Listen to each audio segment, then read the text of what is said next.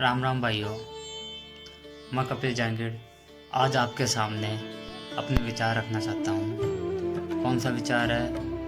आज मैं सोचता हूँ कि शक्तिशाली होते हुए भी बिना घमंड के जीना अपने आप में बहुत बड़ी कला है। निरअहंकारी जीवन, ये चीज़ आपको सीखने के लिए मिलेगी भगवान हनुमान जी से। हनुमान जी के बारे में सब जानते हैं कितने शक्तिशाली है, पर वो निरअहंकारी थे। ये बात आपको जानने के लिए मिलेगी रामायण में। आज मैं कुछ किस्से ऐसे बताऊंगा आपको रामायण के, जिससे आपको पता लगेगा कि कितने बड़े निरअहंकारी थे, इतने शक्तिशाली होते हुए भी।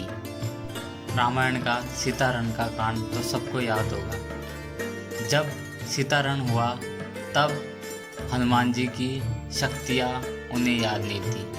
तब जामवन जी ने हनुमान जी को याद दिलाया कि आप बहुत शक्तिशाली हैं। जैसे ही भगवान हनुमान जी को अपनी शक्तियाँ याद आती है, उसके बावजूद भी यहाँ देखिए हनुमान जी ने जामवन जी से पूछा कि जामवन जी अब आप ही बताइए कि मैं क्या करूँ, मेरे पास इतनी शक्ति आ गई। ये देखिए उनकी निर्घमंड निरअहंकारी का उदाहरण।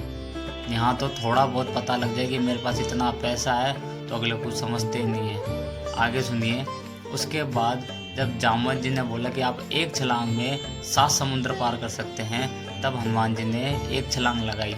तभी रास्ते में सारसी नाम की एक राक्षसनी उनके मार्ग में, उनके रास्ते में आ गई और बोला मैं तो आपको खाऊंगी। तब हनुमान जी ने कहा कि हे माता, मेरे पास अभी समय नहीं है, जब मैं वापस आऊँ तब आप मेरे को खा लेना। पर वो नहीं मानी। तब उस राक्षस ने अपना मुंह 8 मील एक आयोजन जितना बड़ा कर लिया। बोला अब मैं तेरे को पूरा खाऊंगी। तो हनुमान जी ने अपना शरीर उसके मुंह से 2 गुना कर लिया, 2 आयोजन का कर लिया। उसके बाद राक्षस ने अपना मुंह 10 गुना कर लिया अपना। तो हनुमान जी ने अपना शरीर 20 गुना कर लिया। उसके बाद राक्षस ने अपना मुंह का आकार 40 गुना कर लिया। हनुमान जी ने उस समय अपना बुद्धि का काम लिया, छोटा सा बन के उसके मुंह में चले गए और वापस भी आ गए और कहा कि ए माता, मेरा आपका वचन भी रह गया और मेरा काम भी हो गया। मैं आपके मुंह में जाके वापस भी आ गया और आप मेरे को खा भी नहीं पाए। अब यहाँ देखिए किस तरह हनुमान जी ने अपना बुद्धि का काम लिया।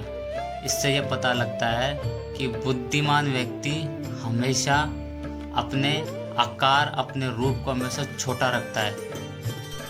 इस तरह देखिए कि किस तरह बुद्धिमान व्यक्ति अपनी ज़िंदगी में दूसरे के सामने छोटा ही रहता है। ये बुद्धिमान व्यक्ति की एक पहचान होती है कि वो कभी अपना रूप बढ़ा चढ़ा के नहीं बताता।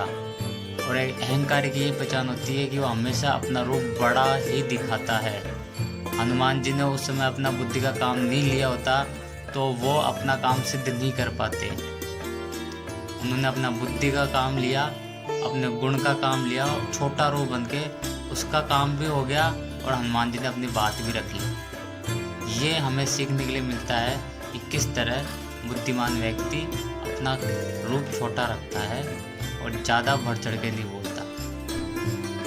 अब मैं दूसरा किस्सा आप लोगों के सामने बताता हूँ रामायण का। जब हनुमान जी लंका पहुँचे, सीता माता को देखकर उन्होंने प्रणाम किया और सीता माता को बोला कि आप चिंता मत कीजिए माता, राम जी आपके लिए सेना की व्यवस्था करके रावण से युद्ध करके आपको ले जाएंगे। तब सीता माता ने पूछा कि उनकी सेना में कौन कौन है। तब हनुमान जी का रूप तो वैसे छोटा था उस समय, तो उन्होंने कहा कि मेरे जैसे बहुत सारे वानर राम जी की सेना में है और रावण की सेना को हरा देंगे। तब सीता माता बोली कि कैसे हरा दोगे, आप लोग तो छोटे छोटे हो और रावण की सेना में तो बहुत बड़े बड़े राक्षस है। मैं बहुत ज़्यादा डर गई हूँ, मुझे नहीं लगता है कि आप जैसे छोटे वानर इतने बड़े बड़े राक्षसों को हरा दोगे। तब बोलते हैं कि हनुमान जी ने अपना विकराल रूप दिखाया सीता माता को। तब जाके सीता माता का डर दूर हुआ। यहाँ हमें ये सीखने को मिलता है हनुमान जी से कि किस तरह उन्होंने सीता माता का डर दूर करने के लिए अपना विकराल रूप दिखाया, ना कि डराने के लिए। आज हमारी दुनिया में जिनके पास पैसा होता है वो अपना विकराल रूप दिखाते हैं लोगों को डराने के लिए, ना कि उनका डर दूर करने के लिए। ये हनुमान जी की कुछ विशेषताएं थी रामायण में, जो मैं आपके सामने बता रहा हूँ कि किस तरह हनुमान जी निरहंकारी थे, अब टाइम पे अपना बुद्धि का इस्तेमाल करके किस तरह छोटी से छोटी और बड़ी से बड़ी समस्या का निवारण कर लेते थे अपना छोटा रूप दिखा के, ये बुद्धिमान व्यक्ति, और किस तरह शक्तिशाली होते हुए भी अपना शक्ति का प्रदर्शन लोगों के दिलों से डर दूर करने के लिए करते थे, ना कि अपना शक्ति प्रदर्शन लोगों को डराने के लिए।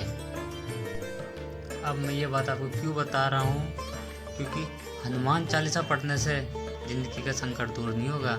जब हनुमान जी के गुणों को अपने ज़िंदगी में उतारोगे ना, तब जाके ज़िंदगी के संकट दूर होंगे। आज हम लोगों के पास थोड़ा बहुत भी पैसा आ जाए तो हम घमंड दिखाने लग जाते हैं, थोड़ी बहुत शक्ति आ जाए तो हम लोगों को डराने पे आ जाते हैं। हमें ये सोचना चाहिए कि अहंकार तो रावण का भी नहीं टिका था, तो हम तो फिर भी इंसान हैं। ये उदाहरण क्यों दिया, क्योंकि जब हम उनको पूजते हैं तो उनके गुणों को भी पूजो। गुणों से ही आदमी भगवान बनता है, नहीं तो शक्तियाँ तो रावण के पास भी थी।